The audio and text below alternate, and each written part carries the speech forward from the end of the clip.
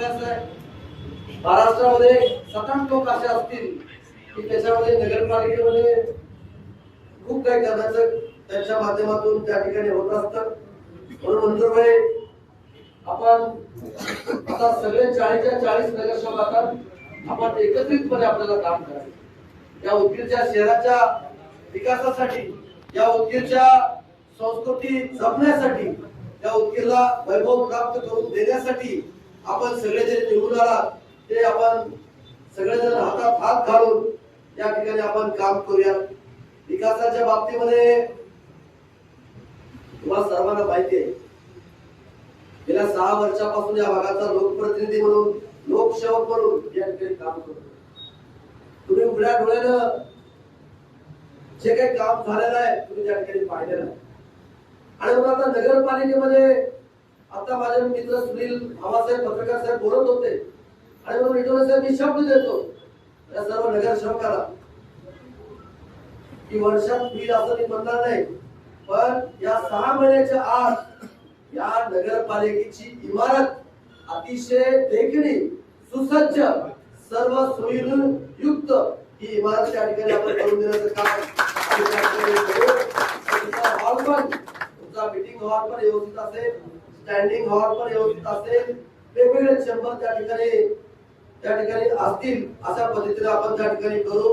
परवाच मी अण्णा रंगोळची इमारत होऊन बघा, आता खूप चांगल्या पद्धतीचं 3-4 मजली इमारत उभा करण्याचं काम रंगोळ नगर पंचायतीचं आपण त्या ठिकाणी आपण करतो.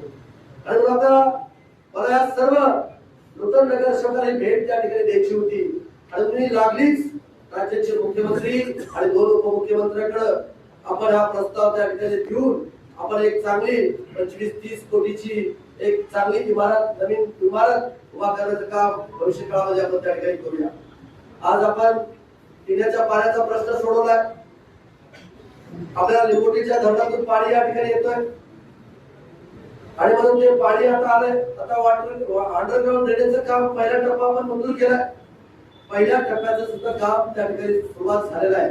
आता तुम्ही नगरसेवक, तुम्ही विश्वस्त आता आहात. तुम्ही प्रत्येकाने आपल्या प्रभागामध्ये जे काही पहिल्या टप्प्याचं काम चालू आहे ते काम क्वालिटीचं होतंय का नाही, ते काम तो कॉन्ट्रॅक्टर, तो इंजिनियर येऊन पाहतो का, आणि हे बघण्याचं काम आता तुमच्यावर त्या ठिकाणी आहे. आणि ते तुम्ही प्रत्येक नगरसेवक त्या ठिकाणी आपण केलं पाहिजे आणि तुम्ही कराल ही अपेक्षा मी तुमच्या ठिकाणी बाळगतो. कारण अंडरग्राउंड ड्रेनेज खूप महत्वाचं आहे. जिथे आपण पैसे आणतो आणि ते जर काम व्यवस्थित होत नसेल तर अतिशय फार वाईट परिस्थिती या शहराची निर्माण त्या ठिकाणी जनता साहेब त्या ठिकाणी होईल ते मला सांगतो. नगरसेवक असतील, अधिकारी असतील, सर्व आर्किटेक्चर असतील, या सगळ्यांनी कशा पद्धतीने तो प्लॅन त्या ठिकाणी केलेला आहे, कशा पद्धतीने काम त्या ठिकाणी व्हायला लागलंय हे त्या ठिकाणी बघा. आपण दुसऱ्या टप्प्याचं राज्याच्या मुख्यमंत्र्यांनी प्रचार सभेमध्येच आपल्याला शब्द दिलाय की संजय दुसऱ्या टप्प्याचा प्रस्ताव आता मंत्रालयामध्ये गेलेला आहे आणि मग दुसऱ्या टप्प्याचं सुद्धा आपण त्याला मंजुरी देण्याचं काम राज्याच्या मुख्यमंत्र्यांकडून, 2 उपमुख्यमंत्र्यांकडून आपण त्या ठिकाणी करू. एकदा अंडरग्राउंड ड्रेनेज झालं की निटोरे साहेब, आम्ही केंद्र आणि राज्याकडून जेवढा रस्त्याला जेवढे पैसे लागतील तुमच्या वार्डामध्ये तेवढे पैसे उपलब्ध करून देऊन अतिशय चकाचक रस्ते आपल्याला काम करायचंय. निवडणुका संपल्या, लोकांनी प्रचंड बहुमताने तुम्हाला 40च्या 40 लोकांवरती विश्वास त्या ठिकाणी टाकलेला आहे. म्हणून हे आपला हा तुपला, तो हा पक्षाचा, तो हा पक्षाचा अजिबात तुम्ही तसं करू नका. निधी हा समान त्या ठिकाणी गेला पाहिजे. समान आता सगळे नागरिक आपले, त्याच्यामुळे समान निधी त्या ठिकाणी जाण्याकरता मी स्वतः आपल्या जिल्ह्याचे पालकमंत्री शिवेंद्रराजे भोसले सर असतील आणि आपले सर्व नेते मंडळी असतील, या सगळ्याच्या मार्गदर्शनाखाली आपण आपल्या वार्डामध्ये आपण त्या ठिकाणी काम करूया.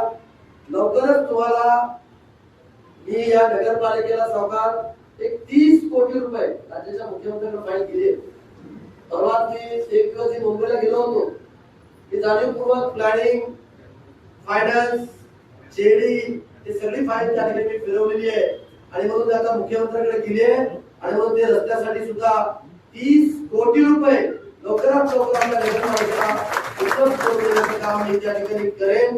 पण कुठेही या उदगीर शहराला गालबोट लागण्याचं काम माझ्या सहित तुम्हाला लोकप्रतिनिधीकडून होता कामा नये अशी सुद्धा अपेक्षा या ठिकाणी माझी. मला माहिती आहे तुम्ही अतिशय सगळेजण जे 40 नगरसेवक आलात एक विजन असणारे एक कर्तृत्ववान व्यक्तिमत्व म्हणून तुमची त्या भागामध्ये तुमच्या भागामध्ये त्या ठिकाणी तुम्ही परिचित आहात आणि म्हणूनच लोकांनी जो 200 लोक उभारले होते त्या 200 लोकांमधून 40 लोकांना त्या ठिकाणी तुम्हाला निवडलेलं आहे. भाग्यवान आहात तुम्ही. आणि म्हणून भविष्य काळामध्ये जे जे काही तुमचे छोटे मोठे मूलभूत गरजा असतील त्या सगळ्या गरजा पूर्णचं काम आम्ही सगळे नेते मंडळी आम्ही सगळे कार्यकर्ते एक लोकसेवक म्हणून आम्ही त्या ठिकाणी आपण त्या ठिकाणी करूया. खूप चांगल्या पद्धतीचं शहर आपल्या त्या ठिकाणी झालेलं आहे. या शहराला आता अनेक नावाने ओळखलं जात आहे. कुणी साहित्य नगरी म्हणतंय, कुणी शिक्षणाची पंढरी म्हणतंय, कुणी क्रीडा नगरी त्या ठिकाणी म्हणताय. अशा अनेक उपाध्या आपल्या शहराला त्या ठिकाणी मिळालेल्या आहेत आणि टिकवण्याचं हे वैभव पुढे घेऊन जाण्याचं काम स्वातीताई आणि त्यांची टीम 40 नगरसेवक यांचं त्या ठिकाणचं आहे. तुम्ही करतात असं आवर्जून मला या ठिकाणी आपल्याला सांगायचंय. काही अवघड नाही काम, काही अवघड नाही. सचिन भैया तुमच्या पाठीमागं गंभीररित्या आम्ही त्या ठिकाणी गंभीररित्या साहेबांचा अनुभव आहे. गोविंदांचा सुद्धा त्या ठिकाणी साथ त्या ठिकाणी राहील. सगळे भगवान दादा बघून आपण तुम्ही पण येत जाऊ आणि कधीतरी भगवान साहेब आपण पण सातत्यानं बसलं पाहिजे तिथं की तुम्हाला सुद्धा माझी नगराध्यक्ष म्हणून त्या ठिकाणी अनुभव आहे आणि म्हणून सगळ्यांनी मिळून जिथं कुठं काही चुकीचं काम होत असेल, जिथं कुठं चांगलं करायचं असेल तिथं एकमेकांच्या सूचना घेऊन आपण भविष्य काळामध्ये आपण त्या ठिकाणी काम करू. आणि परत एकदा माझ्या बहिणीला स्वातीताईंना मी मनापासून आजच्या कार्यक्रमाच्या निमित्तानं पदग्रहण सोहळ्याला मी मनापासून या ठिकाणी शुभेच्छा ठिकाणी मी देतो. नंतर सचिन भाऊला मी सूचना केली होती की आपण मोठा कार्यक्रम आपण त्या ठिकाणी घेऊ आणि जाहीररित्या उदगीरच्या जनतेचे आपण आभार त्या ठिकाणी आपण व्यक्त करू. कारण जनतेने आपल्याला प्रचंड मोठा विश्वास आपल्यावरती त्या ठिकाणी दाखवलेला आहे. तोही कार्यक्रम साहेब त्या ठिकाणी होणार आहे आणि लोकांचे आभार त्या ठिकाणी आपण व्यक्त केलेच पाहिजे आणि तोही कार्यक्रम आपण लवकरात लवकर एकदा ताईने चार्ज घेतला. एकदा त्यांच्या अध्यक्षतेखाली पहिली जनरल बॉडीची मीटिंग झाली. काही पदाधिकारी त्या ठिकाणी नेमले जातील आणि त्याच्यानंतर आपण तो कार्यक्रम आपण त्या ठिकाणी घेण्याचं काम आपण त्या ठिकाणी करू. शॉर्ट मध्ये कालच आमचं ठरलं की म्हणले सचिन भाऊ उद्या पदग्रहण सोहळा घ्यायचा कारण मला आणि बाबासाहेब पटोले मुंबईला बोलवले. आज आमची अतिशय महत्वाची मीटिंग 5 वाजता रात्री 9 वाजता फोन आला माझ्या अजितदादा पवार साहेबांचा की भाऊ संजय तुला आणि बाबासाहेब पाटला स्पेशल विमान लातूरला आलो होता. आम्हाला दोघांना जायचं होतं पण मी मला शब्द दिला की मी पाळणारा बाबासाहेब तुझ्या उद्योगाला सगळ्यांनी पाहिलं आणि म्हणून मी सांगितलं की मंत्री महोदय आपण जावा. जे काही मीटिंग महत्वाची असेल माझाही निरोप त्या ठिकाणी सांगा. तर मी आता जर आलो नसतो मी तर आणखी माझी बेसिस वेगळा त्या ठिकाणी केला.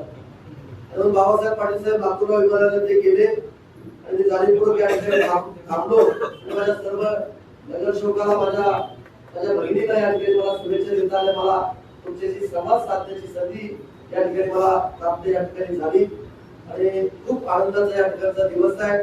सुवर्ण अक्षरानं येणारा आजचा त्या ठिकाणचा दिवस आहे आणि म्हणून खूपच चांगला कार्यक्रम शॉर्ट मध्ये नगरपालिकेच्या सर्व कर्मचाऱ्यांनी शिवणी या ठिकाणी आयोजित केला आणि म्हणून प्रशासनाचे सुद्धा मी मनापासून आभार या ठिकाणी व्यक्त करतो. आणि प्रशासनात मधल्या सर्व अधिकाऱ्यांना कर्मचाऱ्यांना सूचना आहे ज्यांना जे काही जबाबदारी दिलेली आहे ती चोखपणे प्रामाणिकपणे स्वच्छ प्रतिनिधी जर आपण जर केला तर नक्कीच नागरिक सुद्धा त्या ठिकाणी समाधानी होतील असं मला या ठिकाणी आवर्जून तुम्हाला या ठिकाणी मला सांगायचंय. धन्यवाद. जय हिंद, जय महाराष्ट्र.